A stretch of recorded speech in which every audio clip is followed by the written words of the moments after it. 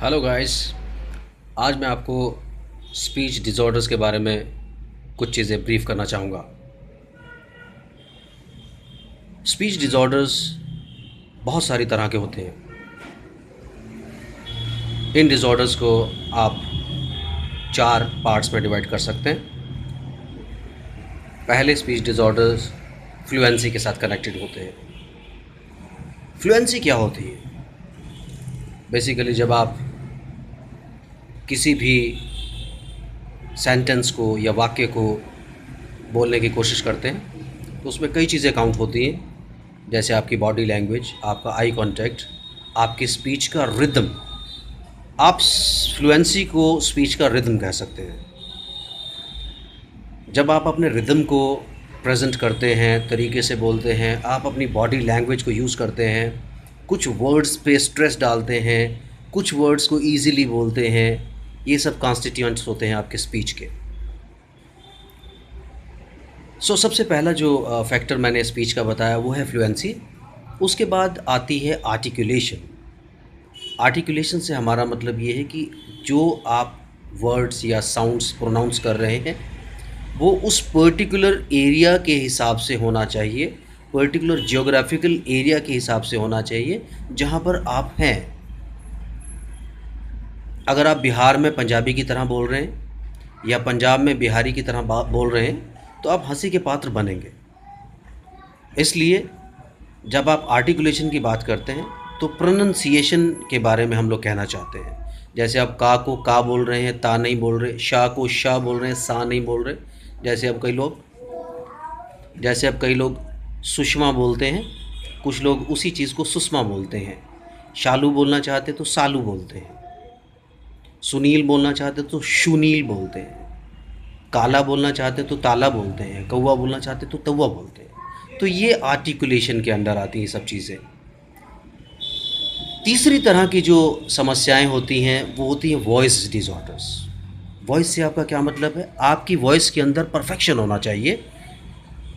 कुछ लोगों की आवाज़ बहुत भारी होती है, कुछ लोगों की आवाज़ बहुत पतली होती है, जिससे चाहते या ना चाहते हुए उन आवाज़ों के प्रति आपका अटेंशन जाता है, आपका ध्यान जाता है, जिससे कि आप उन्हें उन्हें एक अलग सी दृष्टि से देखते हैं, अलग निगाह से देखते हैं उन आवाज़ों को।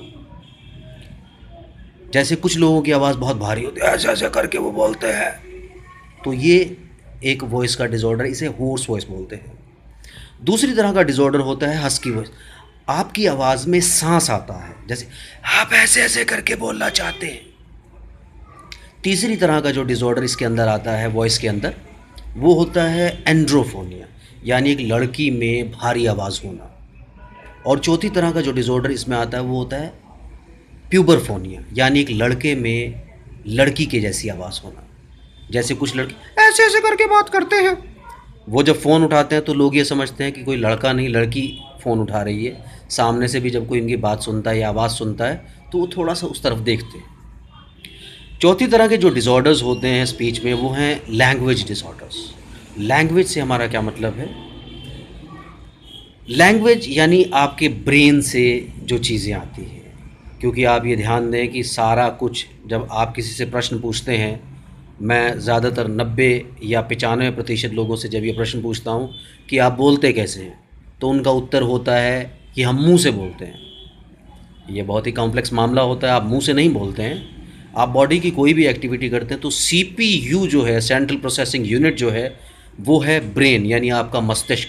सबसे पहले मस्तिष्क से सिग्नल आपके फेफड़ों पे आते हैं, फेफड़ों से सांस का जो प्रवाह है, सांस आपके गले तक पहुंचता है, जहां आपके वोकल कॉर्ड्स यानी स्वर तंतु होते हैं। जब स्वर तंतु वाइब्रेशन करते हैं यानी कंपन करते हैं तो हमारी आवाज़ पैदा होती है। इस आवाज़ को हम मुंह में आने के बाद शब्दों में या व्यंजनों में परिवर्तित करते हैं, बदलते हैं। ये व्यंजन जुड़ करके शब्द बनाते हैं, शब्द वाक्य बनाते हैं और वाक्यों से हमारी स्पीच बनती है। जबकि सब लोग इसका एक साधारण सा उत्तर देखते हैं कि हम मुंह से बोलते हैं। हम सब कुछ मस्तिष्क से करते हैं। तो जब मस्तिष्क पर किसी तरह का आघात होता है, चोट लगती है, चाहे वो जन्म के समय हो जाए या जन्म के बाद हो जाए, तो वो जितने भी डिसऑर्डर्स जो मस्तिष्क से ब्रेन इंजरी से कनेक्टेड होते हैं, उन सब डिसऑर्डर्स को हम लोग लैंग्वेज डिसऑर्डर्स बोलते हैं, जैसे डिसार्थरिया, सेरेब्रल पाल्सी, ये सारी की सारी चीज़ें हमारे मस्तिष्क से संबंधित होती हैं।